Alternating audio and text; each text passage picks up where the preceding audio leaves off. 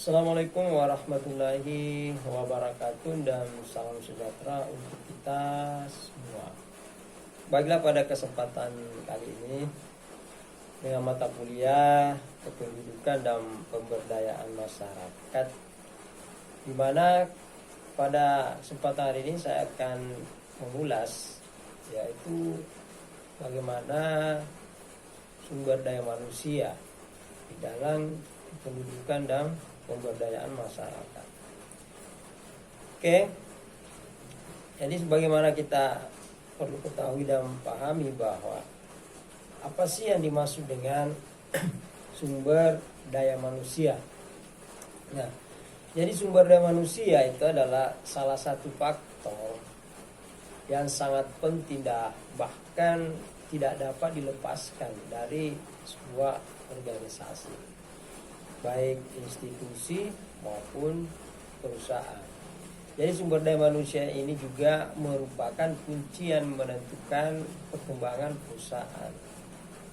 Sehingga pada hakikatnya sumber daya manusia itu berupa manusia yang dipekerjakan di sebuah organisasi sebagai penggerak, pemikir, dan perencana untuk mencapai tujuan organisasi.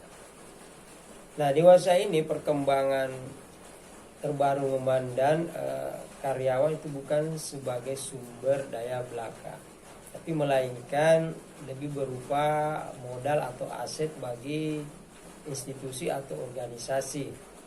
Sehingga karena itu kemudian muncullah istilah baru di luar air atau human resource, yaitu human capital.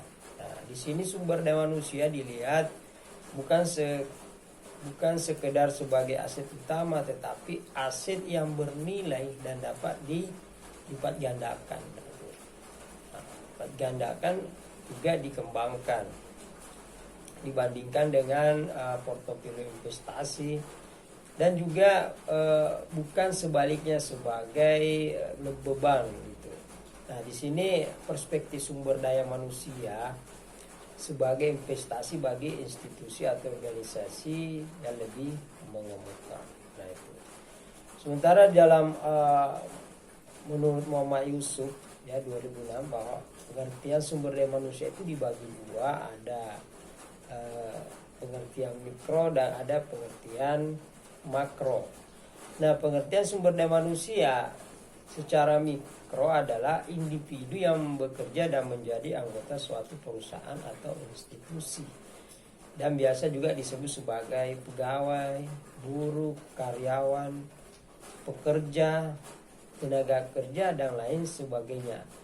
Nah, sedangkan pengertian sumber daya manusia secara makro adalah penduduk suatu negara yang sudah memasuki usia angkatan kerja, baik yang belum kerja maupun yang sudah bekerja. Jadi dilihat secara universal atau secara luas.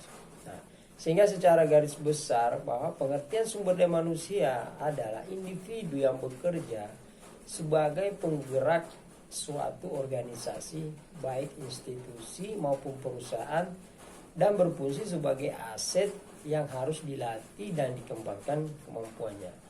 Nah, itu salah satu pengertian sumber daya manusia dilihat daripada segi kelembagaan atau organisasi. Yang kedua adalah komponen data sumber daya manusia. Jadi ada beberapa komponen sumber daya manusia, data sumber daya manusia menurut Saiful Bahri Jamarad 2017, sebagaimana komponen-komponen data yang dapat meningkatkan dan mengolah sumber daya manusia dalam mengembangkan usaha, seperti kualitas pekerjaan dan inovatifnya. Nah, apa sih yang dimaksud dengan kualitas pekerjaan dan inovatifnya? Kita melihat bahwa kualitas kerja itu adalah suatu hasil yang dapat diukur dengan efektivitas dan efisiensi suatu pekerjaan yang dilakukan oleh sumber daya manusia atau sumber daya alam atau sumber daya lainnya dalam pencapaian tujuan dan sasaran perusahaan dengan baik dan berdaya guna. Sementara inovatif yaitu kemampuan seseorang dalam mendayagunakan kemampuan dan keahlian untuk menghasilkan karya baru. Nah, kedua ada komponen kejujuran dalam bekerja. Sebagaimana kita ketahui bahwa kejujuran selain membawa banyak dampak positif, juga membawa kepada kehidupan yang lebih jauh lebih baik. Nah, bagaimana pentingnya kejujuran dalam bekerja itu wajib kita terapkan sejak usia dini agar senantiasa bersikap jujur dalam berbagai tindakan.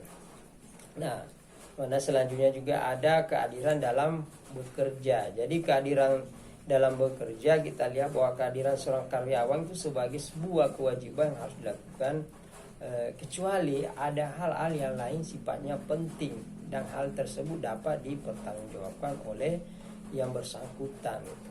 Jadi sistem kehadiran karyawan sudah ditentukan dan diatur dari perusahaan dan kemudian diterapkan masing-masing bagian. Nah, itu dari segi kehadiran seorang pekerja. Nah, sementara selanjutnya ada sikap dalam bekerja, komponen sikap dalam bekerja atau sikap positif. Nah, jadi sikap positif ini diperlukan terutama jika menemukan masalah dalam pekerjaan, yaitu jangan langsung pasrah, melainkan berusaha mencari berbagai jalan untuk mencari solusi permasalahannya. Bisa jadi ini langkah untuk misalnya mencapai posisi yang lebih tinggi. Jadi selesaikan dengan hati yang jernih dan ikhlas. Itu salah satu komponen dalam sumber daya manusia. Nah, ada juga komponen yaitu inisiatif dan kreatif, yang mana di sini bahwa seseorang itu akan dikatakan kreatif apabila dia mampu membuat atau menciptakan sesuatu, entah itu hasil pemikiran atau asumsi dari orang-orang yang belum pernah melihat hal yang dibuatnya. Nah, namun orang yang kreatif itu belum tentu inisiatif, ya. Sedangkan seseorang yang akan dikatakan mempunyai inisiatif apabila dia mampu melakukan sesuatu tanpa disadari oleh orang lain di sekitarnya. Jadi mungkin pula dia selalu mengandalkan dirinya dalam melakukan hal apapun. Nah, namun orang yang punya inisiatif belum tentu kreatif. Kerjasama dengan pihak lain. Nah, jadi kerjasama dengan pihak lain itu sangat diperlukan dalam bekerja, karena kerjasama akan membantu kelancaran dalam bekerja dan berjalannya suatu pekerjaan. Nah, ada juga komponen keandalan dalam bekerja, yaitu keandalan dalam menjaga pekerjaan berarti mampu menjalani kepatuhan terhadap prinsip-prinsip moral dan etika kerja. Jadi mampu mengembangkan karakter diri yang taat moral dan etika, mampu menjaga kejujuran dan keikhlasan hati untuk berkontribusi terhadap kemajuan perusahaan. Nah, juga serta mampu membebaskan diri dari kontrol dan pengaruh negatif orang lain. Nah, selanjutnya ada juga komponen pengetahuan tentang pekerjaan, yang mana pengetahuan yang harus dimiliki oleh seorang tenaga kerja itu agar dapat melakukan kerja dengan wajar. Pengalaman kerja ini sebelum disempatkan dan harus diperoleh pada ia bekerja dalam pekerjaan tersebut, gitu. Nah, begitu pula juga tanggung jawab terhadap pekerjaan. Jadi dalam bertanggung jawab berarti kita sedang menyelesaikan sebuah masalah. Jadi di dalam bekerja selalu saja ada kesalahan yang kita perbuat, dan kesalahan tersebut itu harus dipertanggungjawabkan, harus diselesaikan. Nah, itu. Dan pemanfaatan waktu dalam bekerja ini, komponen terakhir adalah pemanfaatan waktu dalam bekerja, yang mana waktu itu tidak hanya setara dengan uang, namun lebih dari itu. Jadi waktu merupakan aset tak kasat mata yang paling sulit untuk dikendalikan penggunaannya. Nah, untuk itulah kita harus memanfaatkan waktu dengan lebih efisien lagi.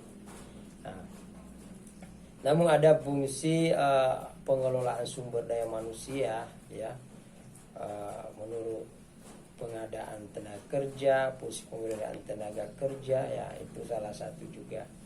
Jadi fungsi pemeliharaan tenaga kerja mencakup pelaksanaan program-program ekonomis maupun non ekonomis yang diharapkan dapat memberikan ketentraman kerja bagi pekerja itu. sehingga mereka dapat bekerja dengan tenang dan penuh konsentrasi guna menghasilkan prestasi kerja yang diharapkan oleh organisasi gitu. Nah, oke, baiklah. Itulah penjelasan yang saya sempat jelaskan pada hari ini. Mudah-mudahan bermanfaat bagi kita semua. Lebih dan kurangnya mohon dimaafkan. Wabillahi taufiq wal hidayah.